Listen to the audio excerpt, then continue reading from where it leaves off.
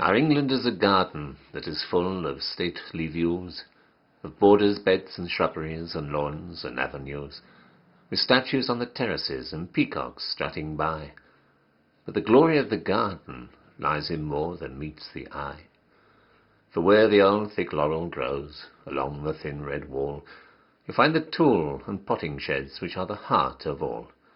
The coal frames and the hothouses, the dump-pits and the tanks, the rollers, carts and drain-pipes, with the barrows and the planks. And there you'll see the gardeners, the men and prentice boys, taught off to do as they are bid, and to do it without noise. For except when seed is planted, and we shout to scare the birds, the glory of the garden, it abideth not in words. And some can pot begonias, and some can bud a rose, and some are hardly fit to trust with anything that grows. But they can roll and trim the lawns, and sift the sand and loam, for the glory of the garden occupieth all who come.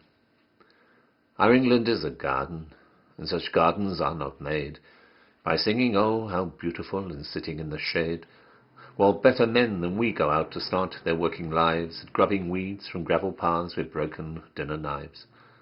There's not a pair of legs so thin, there's not a head so thick, there's not a hand so weak and white, nor yet a heart so sick, but it can find some needful job that's crying to be done, for the glory of the garden glorifieth every one.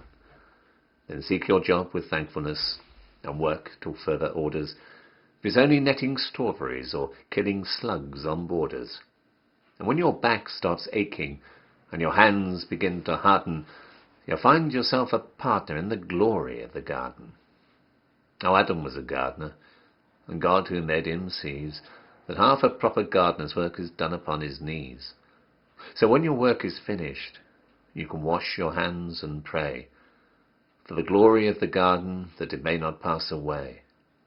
And the glory of the garden, it shall never pass away.